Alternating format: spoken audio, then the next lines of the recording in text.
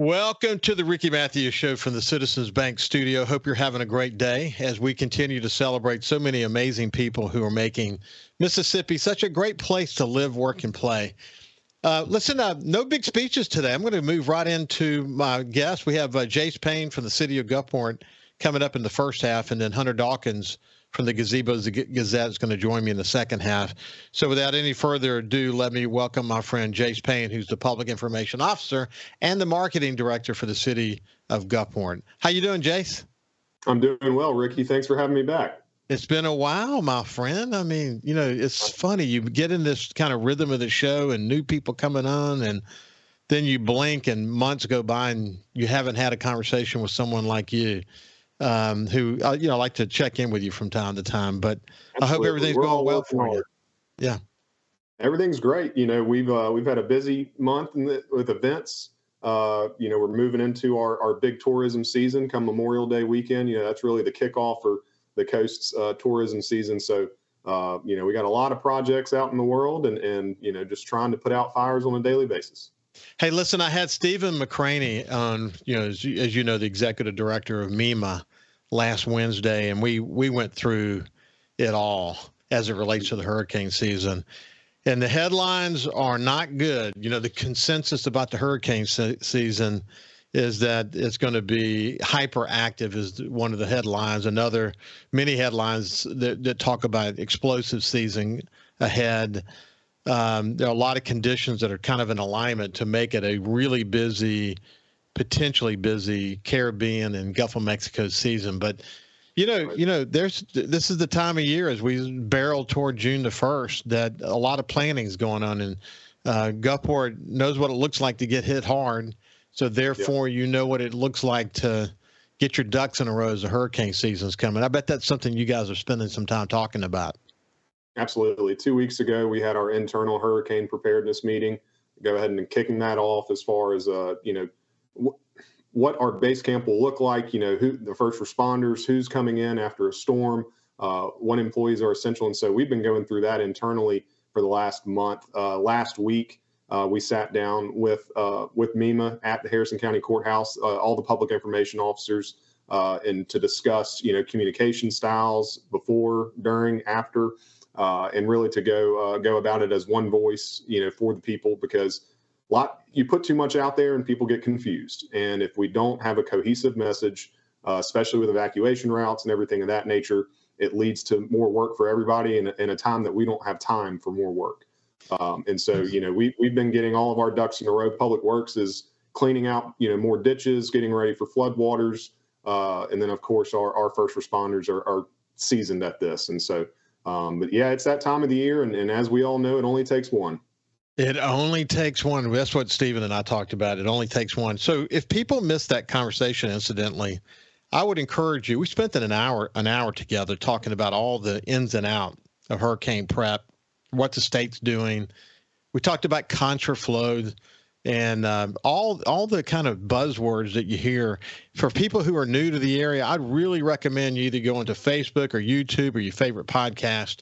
Go to the Ricky Matthews Show and look up the Stephen McCraney. Excuse me, I had it written down wrong here, but the Stephen McCraney conversation, as I pointed out, he's executive director of MEMA, and I reflected a little bit on Katrina, some of the lessons learned from Katrina. One of the tough ones. I'll just mention this one because there's a lot to unwrap there, and this is not a hurricane conversation per se, but is that the Sun Herald did a review of everyone who perished in the storm. We tried to tell their story because we wanted to better understand what were the decisions that they made, and they're all sad. They're all sad stories, obviously. But one that was kind of heartbreaking was the reality that a lot of elderly people who didn't have family here locally, or maybe they didn't have family at all, family lived somewhere else. They weren't here to urge them to get out, so they decided to stay and ride the storm out. And Stephen made the point, and I think it was a really good one, that this is why it's important for really kind of know your neighbors and be aware of who your neighbors are. And if and the time to have the conversation, incidentally, is now, not with a storm barreling down, so that you can get them to start to think about, okay, what are they going to do if it comes up? Of course, if they live in an evacuation zone, it's really important It's important for you to know what your elevation is and what zone you live in and all these, how are you going to get out? And that they've done the mandatory evacuation in New Orleans, and there is contraflow headed north with no southbound lanes of 59 and other interstates. The reality is there's a lot to think about. And so, mainly let's focus on saving life first and then preparing property and doing the kind of things you need to do there. But a lot of new people to the area, Jase. And so we can't assume that everybody understands the ins and outs of hurricane season. It's, something we should probably repeat more than once, that people should have their plan. They don't know what we know. They have not been here. They don't know everything that they need to buy, that when they think it's time to buy, that everything in the store will probably be gone at that point. So we really do. We have to take that cohesive approach and make sure our neighbors, friends, family, and people we don't know are prepared. Yes, it's some of the basic stuff. Well, again, we won't go through it all, but Stephen mentioned a conversation he was having with someone who said that they've got all the water and the paper goods and all the stuff that they need to get prepared. And he says, what about a can opener?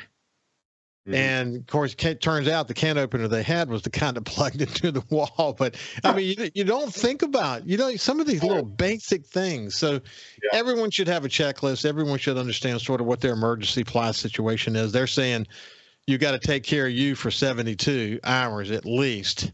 And Katrina was longer than that. I thought Zeta was a good test for us. Zeta was a stronger storm than any of us expected. And it was a good storm for us in terms of testing some of the resilience of the system. The power companies did a great job of coming back quickly. Let's hope we don't ever have another storm surge scenario like we had with Hurricane Katrina. But I think we're more prepared today than we were in the past. But again, a lot of new people to the area. They need to really pay close attention for sure. So, Jase, listen, I'm curious. Just as you're getting around town these days and telling the story of Gulfport, what are some of the things that stick out to you these days? We're starting to see a lot more people in the community reach back out and see how they can get involved, which has been great. That's been something that during COVID just completely was gone. Even after COVID, a lot of people were just staying really close to home. So more people are trying to get engaged, whether if it's in their community, at their local park, and so that's been great to work with. And then as we go about through the city, our beautification team is making sure all the flowers are great, all the beds are done. And so we're starting to get into that summer and just ending spring. And so beautification is very important to Mayor Hughes, as it was to Mayor Schlegel and Mayor War as they implemented the system. But we're just starting to see more people move about as well. Tourism is starting to pick up. The restaurants are getting busier. Ship Island, starting to have their boats get heavier and heavier with people visiting. Water Park will be kicking off here soon. So there's just so much to do. Shopping here is second to none. So we're looking forward to that. We got a lot of big projects right now. We got the Commerce Corridor, which is just at the end of Daniel Boulevard over by the Sportsplex. We're going to extend that road to the service road behind the Sportsplex. So you'll be able to get off on Canal and come to 49 without going to the I-10-49 corridor, which is huge. And then that also gives us opportunities for potential new businesses and some large retailers in that section of the city. And so we just got to make sure that the traffic plan is correct and that they have what they need to get here. But we also have a lot of infrastructure work being done. Landon Road expansion project, is going to tie hand in hand with the Commerce Corridor because we all know the headache at Landon and 49 when, it's 5 o'clock, people are trying to go to Sam's, people are trying to go into Anchor Plaza or get back and forth to home. So we're expanding that to 4 lanes all the way past Sam's. So that'll help as well. And then we have a lot of different things moving right now. We're still trying to bounce back from Zeta as far as our peers are concerned with FEMA. That process has been incredibly long. A lot of people think it's just the city doesn't want to fix it, and that's just not true at all. If we touch it and go about the project in any form or fashion that wasn't already approved by FEMA, we get no money back in assistance. And so, these piers cost a lot to build. And we have to go about it and be, fiscally responsible for the tax dollars and getting this money back for the piers to get rebuilt. We're dredging the Ken Combs boat launch at Courthouse Road. We're going to dredge that out. Kept getting full of sand and mud and everything that coincides with boat traffic. But we're going to dredge that out, put a levee up to hopefully stop some of that from coming back in. So we got stuff going on all over the place. We have free family fun with Cinema by the Shore, movie nights that we have every third week of the month. So we're just trying to keep our head above water in the best way possible. It's amazing to me that even after Katrina, there's still projects going on. When Ann and I were at church last Sunday over at St. Michael's in Biloxi on the Point, we just looked around at all the work that's happening soon to be 19 years later, but it just takes forever to do everything that needs to get done. And then on top of that, you pointed out you got to jump through a lot of hoops. If you don't jump through those exactly this way, then the repayments aren't going to happen the way they need to. Hey, listen, when we get back on the other side, we'll continue our conversation with Jase Payne from the City of Gulfport. We'll see you after this. Welcome back to the Ricky Matthews Show. I enjoy having conversations with Jase Payne, the Public Information Officer and Marketing Manager for the City of Gulfport. Jase, I was out. I had to. My grandson plays baseball, so we've been out to the sports complex more than once recently doing tournaments there. Those are great fields. It's kind of a first-class facility. I know a lot of planning went into that, but it was just cool to be there. Also have had the opportunity to head over to Bay St. Louis once or twice in the past few months, and of course passing through Gulfport, seeing the walk over there at the aquarium and looking down toward Barksdale Plaza and this incredibly rejuvenated Jones Park and how it all fits together with the harbor. And I mean, that's a cool setup, the way that's all come together. And then when you talk to folks at the aquarium, their year-over-year numbers are good. They've been really focused on improving the experience and bringing more capabilities in that people can enjoy. You can never be stagnant when you own an aquarium. You got to be constantly evolving and engaged in change. And I think they've done a good job of really listening to people and improving it and making it better. Got a great board of directors that really accepts the responsibility for what has to happen there. And I thought the mayor did a good job of sort of handing it to them and saying, this is you guys, you got to run it like a business. But all these pieces fit together and have created some real momentum for the city, hasn't it? Absolutely. The tram bridge, even for those that may have not thought the project was as important before, when they see this now, they're like, man, this is awesome. It opens up so many different opportunities by the aquarium and downtown. Because one of the biggest things, especially over the last, let's say 5 to 6 years, walkability and green spaces in downtown areas, that connectivity is so important to people for working purposes, mental health purposes, exercising and everything of that nature. And when you see people walking across the bridge and going into Jones Park and just the whole loop around and really the aesthetics of it all, you just talked about that. It's special. And it was a very special project that I believe was a part of the aquarium's master plan in the very beginning, was the tram bridge too. And so Kevin Coggin, Coast Transit Authority, Ely Guild Hardy, and of course, our administration and council have done a great job seeing that project through and being led by Coast Transit. Yeah, you think about Coast Transit and the work that they've done over so many years, having consistent leadership over all these years. I mean, after Katrina, we all worked together closely on the comfort stations and all this other stuff. And then David Hardy, I remember seeing David at the Charettes at Isle Capri in the weeks following Katrina. And I don't think he missed a meeting. We were there at 2 or 3 in the morning. He was there just soaking it all up. And, in a way, those guys are kind of ageless in a way, because here we are so many years later, and they're still contributing, still innovating, still doing special stuff. It's great to see that. I mean, by the way, the years of accumulating experience, and passion for coastal Mississippi continues to show in everything they do, doesn't it? Absolutely, it does. You look at some of the major projects across the coast that David and his whole team have been there from the very beginning. And one of the best things that you just said was innovative. They continue to look for the barrier to break. and they look for something that is just going to be special and relevant 50 years from now, 100 years from now. And so when you think about their industry, between EGH, Andercorp, and a lot of these other, Roy Anderson Corporation, of course, and we have so many just smart-minded industry professionals in engineering, architecture on the coast and in the state. And so we're very blessed to have those that came back, stayed here, and have been so instrumental in creating and really following through on all these big projects across the coast. Yeah, William Yates living here, coming down to help rebuild the Beau Rivage, and ends up staying here. And then, Roy Anderson, he and I graduated from high school together, but, if I go back and have to list some of the shows I enjoyed the most, especially in the early days when I brought a lot of the big time leaders into the conversation on this show and told their stories.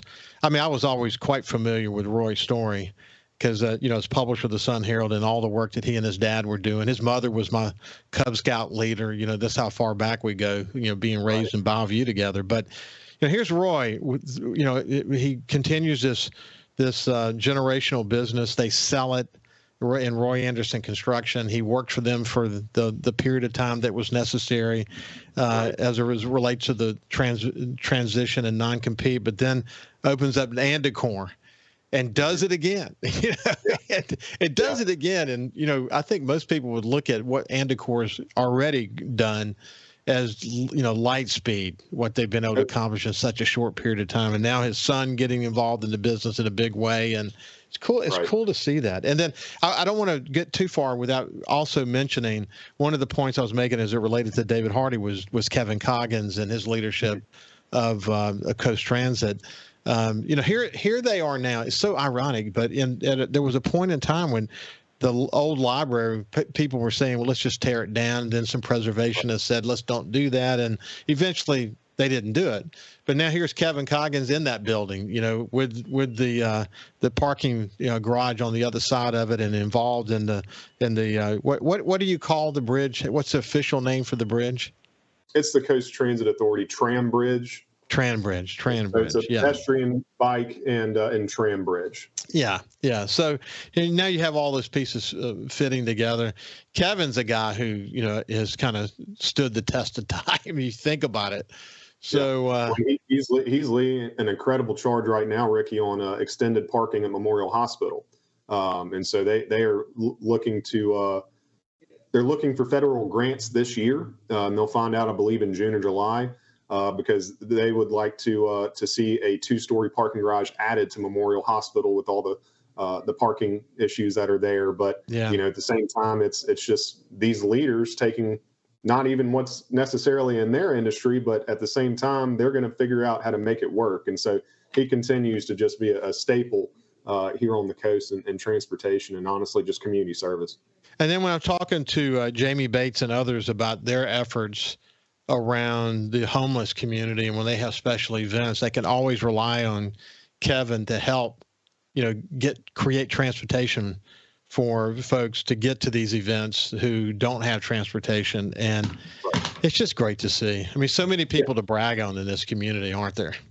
Yes, there are. And it goes back to what you said earlier and about being passionate. There's ways and some of these people could go off into any city, any market, and be completely fine. Some of them don't have to continue to do what they are doing. They're just passionate about the coast. They want to do the right thing. They want to serve their community, and they want to come back and raise people in the special place that raised them. And so that's what, there's always something in the water here or in the dirt, and we just continue to bring people back. And, I always tell our youth council and anybody that'll listen from a high school age to college is that I don't care at all if you leave, but come back. Leave and come back. Don't forget your roots that grew you into what you are now, and go get industry, go get professional experience, but always consider coming home to help us out. Yeah, I miss George Slogel. He was my dear friend, and it's sad that we don't have him to inspire us. But it's interesting that the way he talked about his legacy was very much what you just said.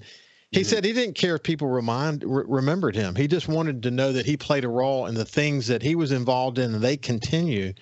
And if he played a role in causing people to want to come back home, whether his name's attached to it or not, then that's what he wants his legacy to be. That he saw very clearly that creating the kind of coastal Mississippi that people want to live in and come back to was one of the most important things that we could do.